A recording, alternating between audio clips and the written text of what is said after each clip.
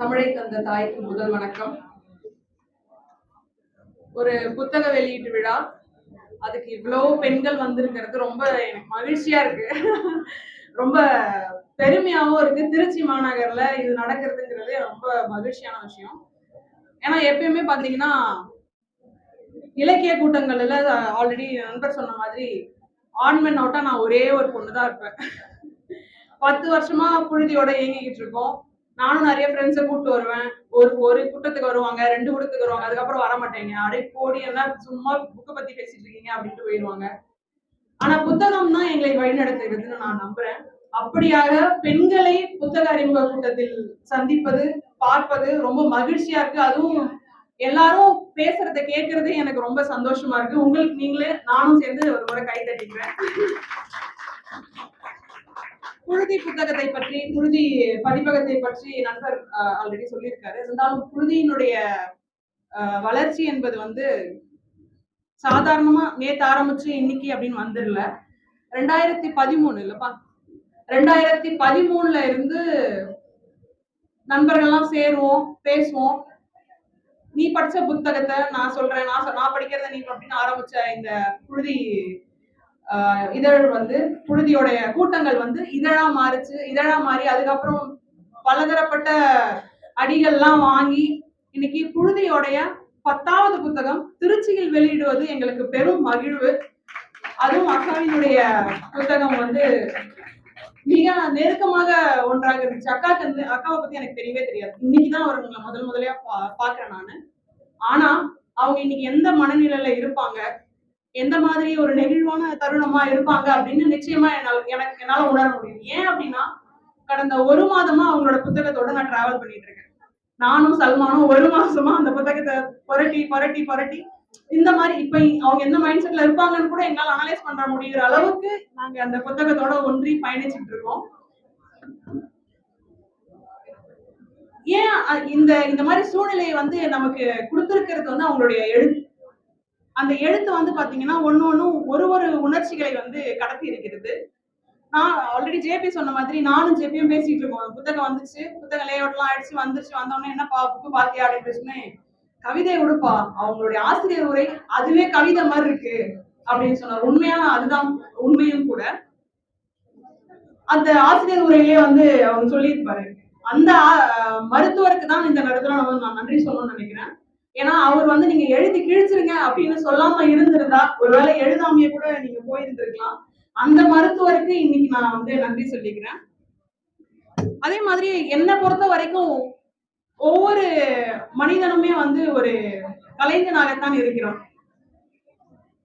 பிறந்ததுல இருந்து ஒவ்வொரு மனுஷனும் ஒரு கலைஞன் தான். ஆனா அவங்களோட ரசனைகள் குறைய வயது ஆக ஒரு மழையை நம்மளால ரசிக்க முடியல, ஒரு வெயில நம்மளால உணர முடியல, எல்லாத்தையும் சலிச்சுக்கிறோம்.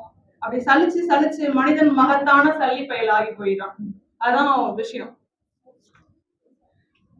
வில்லியம் வேர்ட்ஸ்வர்த்தோட ஒரு போயம் இருக்கு, fill your papers with the breathings of your heart அப்படின்னு அவருடைய வரி.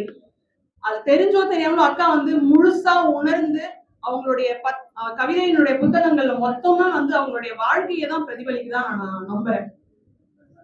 ஏன்னா ஒவ்வொரு கவிதையை நீங்க வாசிக்கும் போதும் ஒரு உணர்ச்சியை உங்களுக்கு கடத்தும். அக்காவினுடைய கவிதைகள் வந்து இந்த புத்தகத்தை அவர் எழுதியிருக்கிறார் என்று சொல்வதை விட அவர் நிச்சயம் வாழ்ந்திருக்கிறார் அப்படின்னு தான் நான் சொல்லுவேன். அப்படியான உணர்ச்சி என்னுடைய ஒரு பெருக்கெடுப்புன்னு சொல்லுவாங்க இல்லையா, உணர்ச்சி பொங்கி வழியிற அந்த விஷயத்த வந்து அக்கா வந்து ரொம்ப சூப்பரா பண்ணியிருக்காங்க. ஒவ்வொரு கவிதை இந்த புத்தகத்துல வந்து நீங்க என்ன எடுத்துக்கலாம் அப்படின்னு பாத்தீங்கன்னா வழி இருக்கிறது, வாழ்க்கை இருக்கிறது, தனிமை இருக்கிறது, அதே போல் பெரும் தன்னம்பிக்கையும் கூடவே அக்கா கொடுத்திருக்கிறார். அப்படியா எனக்கு கனெக்ட் ஆன சில விஷயங்களை மட்டும் ஒரு 2-3 கவிதைகளை மட்டும் நான் சொல்லணும்னு ஆசைப்படுறேன். அதுல முதல் வந்து பாத்தீங்கன்னா வாடகை வீடு. எல்லாவற்றையும் எடுத்தாகிவிட்டது, எதையும் மறக்கவில்லை, சுற்றியும் முற்றியும் பார்க்கிறேன், எல்லாம் சரியாக இருக்கிறது, நினைவுகளை உள்வைத்து பூட்டிவிட்டு செல்கிறேன், இந்த குரங்கை சமாளிக்க எங்கே தேடுவேன் தொப்பிகளை. மனம்தான் வந்து ஒரு பெரிய குரங்கு, எல்லாத்தையும் சமாளிச்சிடலாம். ஆனா இந்த நினைவுகளோட சேர்ந்து அந்த வாடகை வீட்டில் வாழ்ந்த வாழ்க்கையை நான் எப்படி சமாளிப்பேன்? ஒரு வீடுன்றது ஒரு சுதந்திரம், அந்த சுதந்திரத்தை நம்ம வாடகை வீட்டுல நம்மளால அடையவே முடியாது. அந்த வழியை வந்து ரொம்ப அற்புதமா அக்கா எழுதியிருப்பாங்க. அடுத்து பாத்தீங்கன்னா, ஒரு நாள் வந்து எல்லா நாளுமே வந்து நமக்கு நல்ல நாளா அமைஞ்சிடாது. ஒரு நாள் கஷ்டமா இருக்கும், ஒரு நாள் சந்தோஷமா இருக்கும், ஒரு நாள் துக்கமா இருக்கும், ஒரு நாள் ஏதோ அப்படின்னு ஒரு சலிப்போட இருக்கும். அப்படியான நாட்களில் நாம் வேண்டுவது ஒரே ஒரு அன்பை தான். பற்றி கொள்றதுக்கு ஒரு கை இருந்தா போதும், அந்த நம்பிக்கையோட நம்ம வாழ்ந்துடலாம் அப்படிங்கிறது தான் இந்த கவிதை உணர்த்துவதாக நான் நம்புகிறேன். வெடிமலர் அப்படிங்கிற கவிதை. வெடிகளுடனும் தீக்குச்சிகளுடனும் கோபத்துடனும் காத்திருக்கிறேன். மழையுடனும் மலர்களுடனும் வருகிறாய், நமத்து போகிறது கோபங்கள். இது வந்து ரொம்ப கடக்கவே முடியாத கவிதை எனக்கு. யாரு கடைசியில என்ன நமக்கு வாழ்க்கையில எவ்வளவு பெரிய கோபத்தையும் ஒரு சின்ன அன்பால நம்மளால சரி செஞ்சிட முடியும். அந்த மாதிரி இந்த இந்த விஷயத்தை அவங்க அடைவதற்கு எவ்வளவு விலை கொடுத்திருக்கிறார்கள் நினைக்கும் போது ரொம்ப மகிழ்ச்சியா இருந்தது. அடுத்ததாக ஒரு பயணம். இந்த கவிதை வந்து இருக்கிற கவிதைகளே பெண்களுக்குன்னு ரொம்ப ரொம்ப முக்கியமான கவிதையா நான் வந்து நினைக்கிறது வந்து பயணம். என்ன பாத்தீங்கன்னா ஒரு பயணம் வந்து திட்டமிடாத ஒரு பயணம், சுவாரஸ்யமாக இருக்கிறது. எங்கிருக்கிறேன் என்று யாராலும் யூகிக்க முடியாத புதிராக, தெரியாத ஊரில் முகம் தெரியா அந்நியர்கள், தொலையாமல் நான். இந்நொடி யார் நினைவிலும் நான் இல்லை. எங்கேயோ ஒரு ஊருக்கு போறாங்க, அங்க போய் யாரோ ஒருத்தவங்க எல்லாம் வாழ்ந்துட்டு இருக்காங்க. மீண்டும் அன்றாடத்தில் நுழைவதற்குள் ஆற்றுப்படுத்துகிறது இந்த பயணம். அது வந்து ஒரு பெண்ணா நீங்க கண்டிப்பா உணர முடியும். ஏன்னா நம்ம வேலைகளுடைய அடுக்குகள்ல வாழ்வினுடைய இறுக்கத்துல, நம்ம குடும்பத்தினுடைய இறுக்கத்துல இதெல்லாம் நமக்கு பயணம்ன்ற ஒரு விஷயமே பெண்கள் பண்றது இல்லை. பெண்கள் பயணிச்சாங்கன்னா இதை விட மாபெரும் புத்தகங்கள் எல்லாம் வரும் அப்படிங்கிறது என்னுடைய நம்பிக்கை. அந்த மாதிரி பெண்கள் பயணிக்கிற அந்த அந்த நொடியை தான் அங்க எழுதியிருக்கிறாங்க. மீண்டும் அன்றாடத்தில் நுழைவதற்குள் ஆற்றுப்படுத்துகிறது பயணம். யாரேனும் தேடுவதற்குள் புகுந்து கொள்ள வேண்டும் பழைய கூட்டி. யாருக்கும் தெரியாம போனோம், யாருக்கும் தெரியாம வந்துடும். ஆனா பயணம் வந்து நிச்சயம் வேணும். ஆனா அது போக முடியாத ஒரு சூழ்நிலையில தான் இன்னைக்கும் பெண்கள் இருக்கிறார்கள். சிறகு இருக்கிறது என்று தெரிந்தால் முறித்து விடுவார்கள். யாருக்கும் தெரியாத அவ்வப்போதான ஒரு பயணம் வேண்டும். இது எனக்கு இருக்கு, ஆனா என்னால பண்ண முடியல. எவ்வளவு பெரிய விஷயத்த ஒரு சின்ன ஒரு பயணம் கொடுக்குது அப்படிங்கறத வந்து ரொம்ப தெளிவா சொல்லியிருப்பாங்க அக்கா இதுல. அடுத்ததாக எப்பயுமே எப்பயுமே இருக்கிற இந்த உலகத்துல இருக்கிற பெரும் பிரச்சனைன்னு பாத்தீங்கன்னா சாதிய பிரச்சனைகள் தான். மனுஷன் வந்தானாலே நீ என்ன ஜாதி, நீ என்ன ஆளுங்க, நீங்க என்ன மனுஷங்க அப்படின்னு கேட்கறது தான். அதையும் ரொம்ப ரொம்ப ரொம்ப சிம்பிளா பிறந்த 10வது நிமிடத்தில் தீர்மானிக்கப்பட்டு விடுகிறது. பெயர், பாலினம், சாதி, மதம், தேசியம் இவைகளை காப்பாற்றவே வாழ்க்கை போராட்டம். இறக்கும் 10வது நிமிடம் வரை. இதுவே பிரச்சனை. நீ வாழ்றதே இல்ல, உனக்குன்னு ஒரு பெயர் குத்திடுறான், உனக்குன்னு ஒரு பாலினம் சொல்லியாச்சு, அத நீ காப்பாத்துறதுக்காகவே வாழ்க்கை ஃபுல்லா போராடிட்டு இருக்க. நீங்க எங்க வாழ்றீங்க அதுல அப்படின்னு கேட்டிருப்பாங்க. ரொம்ப செருப்பால் அடிச்ச கவிதை மாதிரி இருந்தது அது.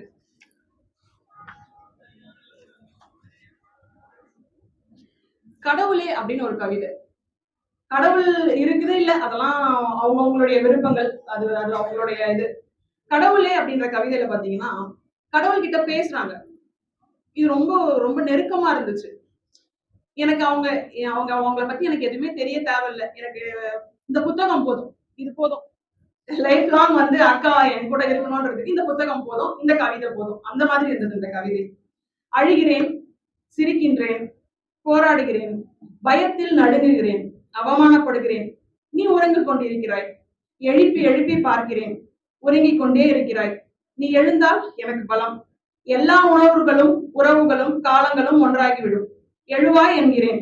அதிகம் தூங்குகிறாய். எழும் வரை காத்திருப்பேன். நீ எழுந்த பின்பு உன்னை மாதிரியே உறங்கி விடுவேன்.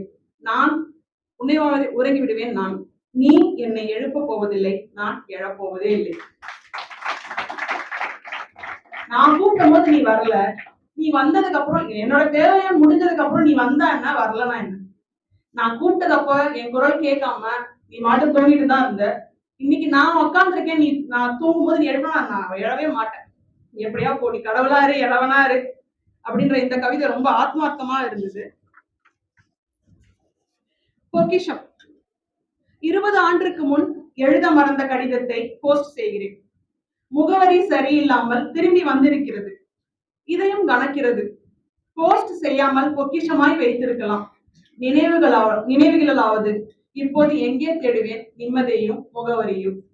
யாரோ ஒருத்தர், அந்த முகவரி கொடுத்த ஒருத்தர் வந்து எங்கேயோ ஒரு இடத்துல வாழ்ந்துட்டு இருக்காருங்க அப்படின்ற ஒரு நம்பிக்கையில அவங்களுடைய அன்பு அப்படியே இருந்திருக்கு. அதை போஸ்ட் பண்ணதுக்கு அப்புறம் அவர் இருக்கிறாரா இல்லையான்ற அந்த துடிப்பு இருக்குல்ல, அது அவங்களால தாங்கவே முடியல. இப்ப நான் நிம்மதியும் போச்சு, முகவரியும் தொலைஞ்சு போச்சு, இதுக்கப்புறம் நான் என்ன எப்படி வாழ்வேன் அப்படின்ற மாதிரி ஒரு கவிதை. இது ரொம்ப அற்புதமா இருந்தது. அது மாதிரி நிறைய கவிதைகள், அக்காவினுடைய கவிதைகள் பாத்தீங்கன்னா உணர்ச்சி பொங்க, உணர்ச்சிகளின் எல்லா எல்லா உணர்ச்சிகளையும் சேர்த்த மாதிரியான கவிதைகள் அப்படின்னு நிறைய சொல்லிக்கிட்டே போகலாம். அதுல கடைசியா பாத்தீங்கன்னா சிலை அப்படின்ற கவிதை. வலிக்க வலிக்க அடிக்கப்படுகிறேன், தெய்வமாகிறேன், யாரோ அடித்ததற்கு யாரோ அலங்கரித்து யார் யாரோ கையெடுத்து கும்பிடுகிறார்கள், மன்னிக்கவா சபிக்கவா. ஒரு சிலை வந்து சொல்ற மாதிரி, சிலை நான் அடி வாங்கிக்கிட்டே இருக்கேன், ஆனா தெய்வம்ன்றானுங்க.